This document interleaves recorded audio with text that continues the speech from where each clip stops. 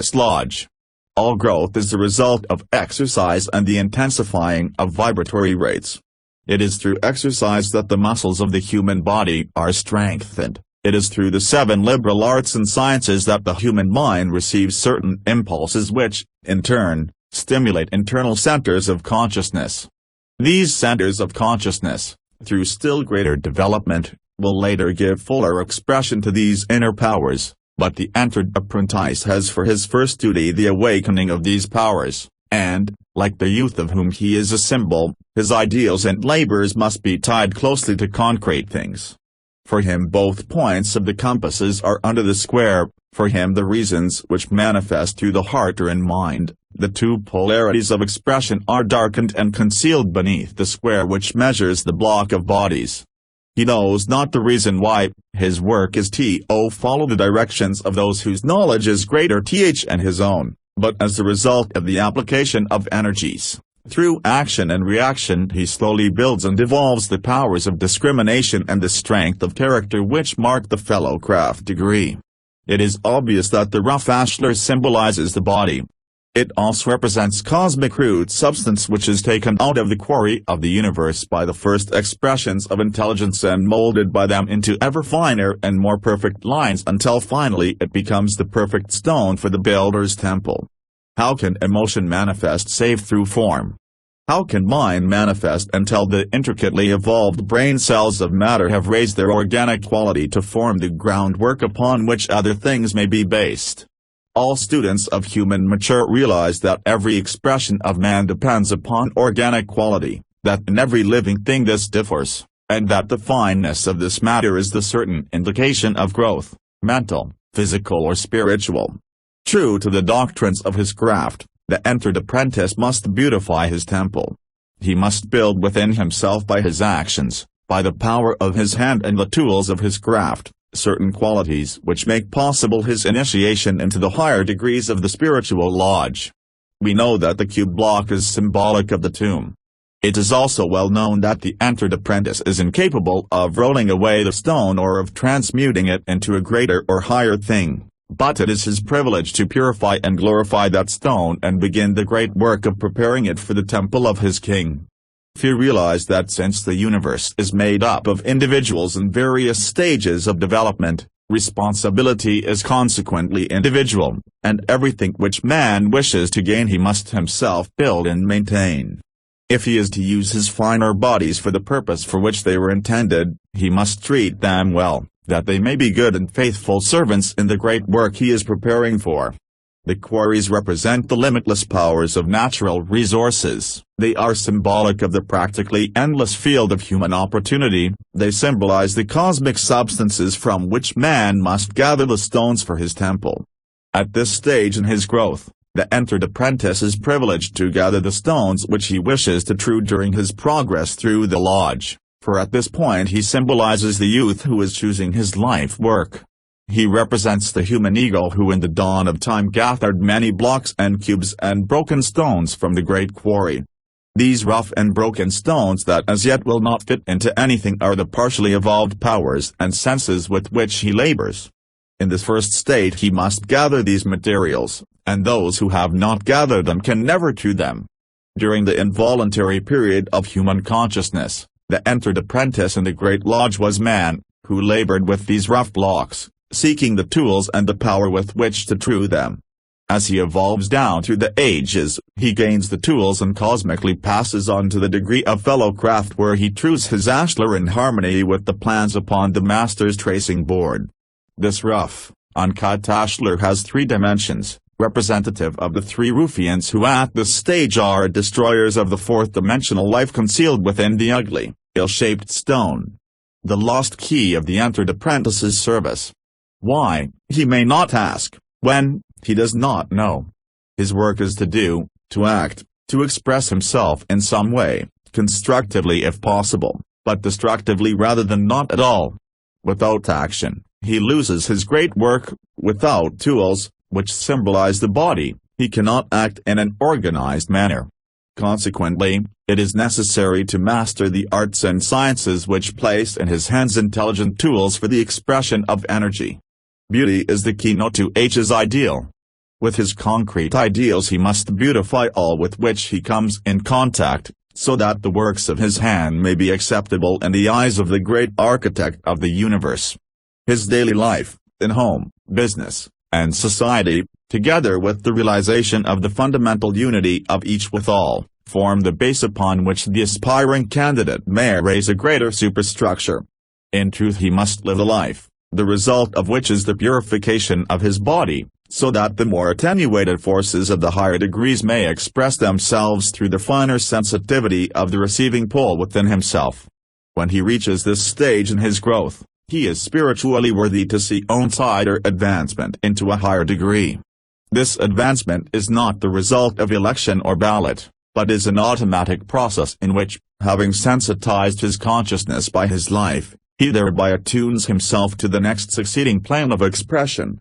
All initiation is the result of adjustments of the evolving life to the physical, emotional, and mental planes of consciousness through which it passes. We may now consider the spiritual requirements of one who feels that he would mystically correlate himself with that great spiritual fraternity which, concealed behind the exoteric rite, forms the living power of the entered apprentice lodge. 1.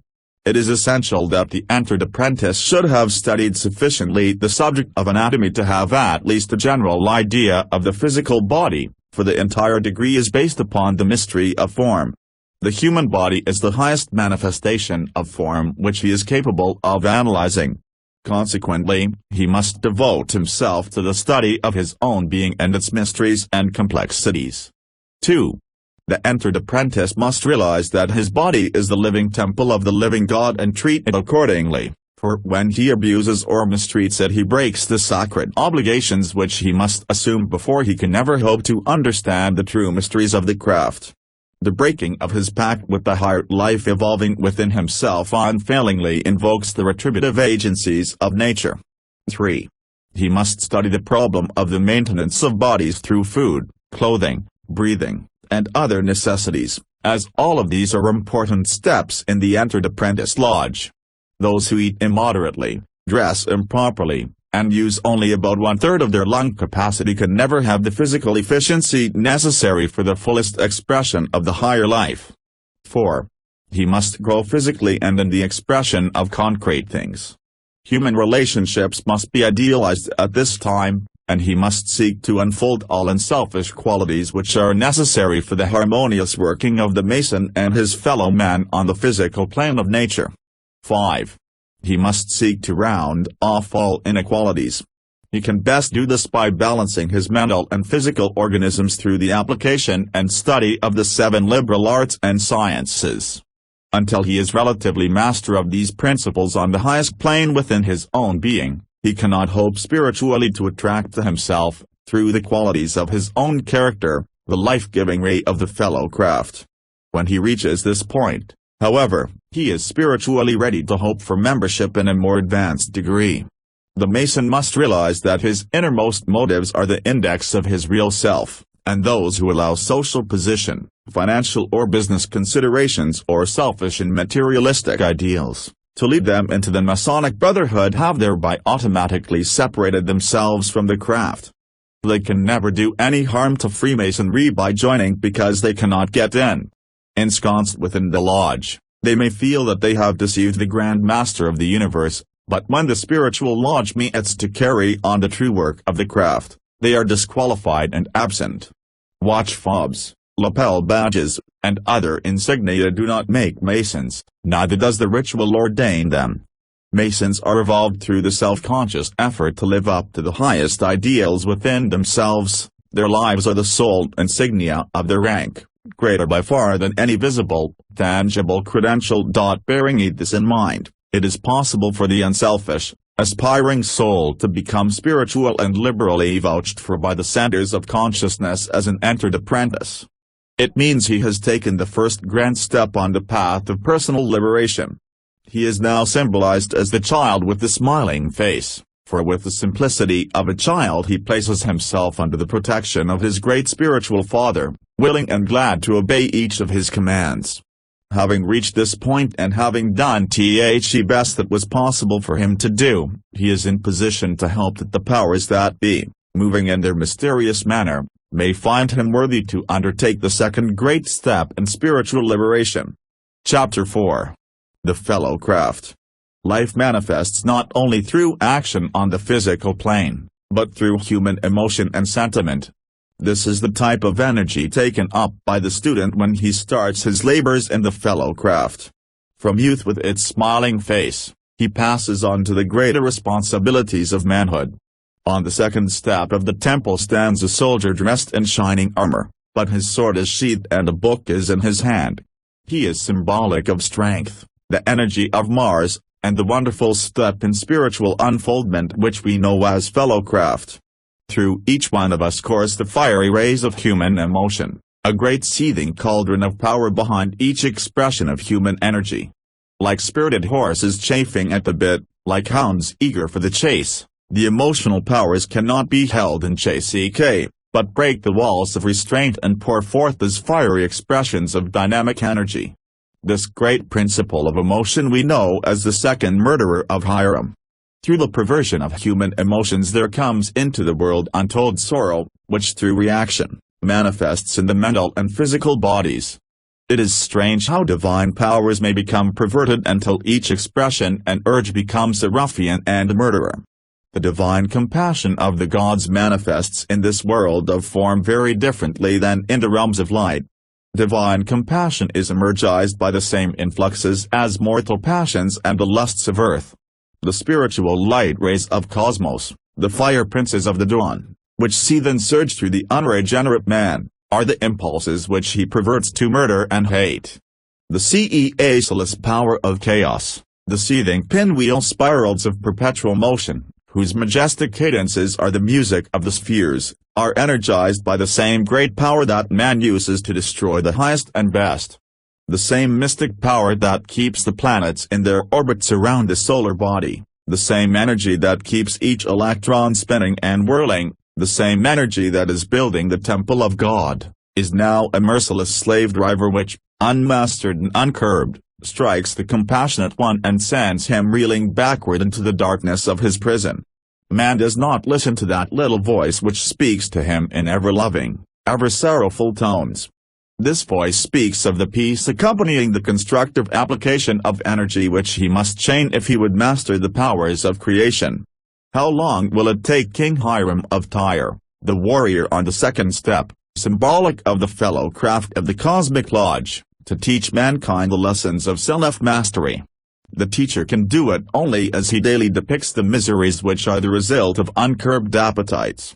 The strength of man was not given to be used destructively but that he might build a temple worthy to be the dwelling place of the great architect of the universe. God is glorifying himself through the individualized portions of himself, and is slowly teaching these individualized portions to understand and glorify the whole. The day has come when fellow craftsmen must know and apply their knowledge. The lost key to their great is the mastery of emotion, which places the energy of the universe at their disposal. Man can only expect to be entrusted with great power by proving his ability to use it constructively and selflessly. When the mason learns that the key to the warrior on the block is the proper application of the dynamo of living power, he has learned the mystery of his craft. The seething energies of Lucifer are in his hands, and before he may step onward and upward, he must prove his ability to properly apply energy.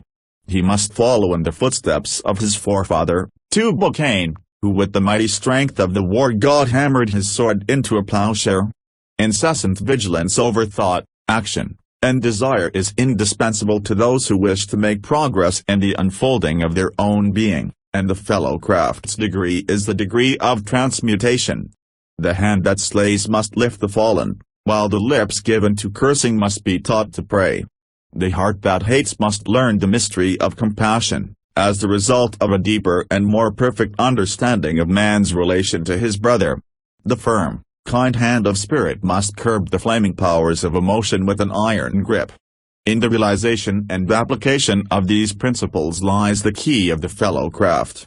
In this degree, the 2 points of the compass, one higher than the other, symbolize the heart and mind, and with the expression of the higher emotions the heart point of the compass is liberated from the square, which is an instrument used to measure the block of matter and therefore symbolizes form.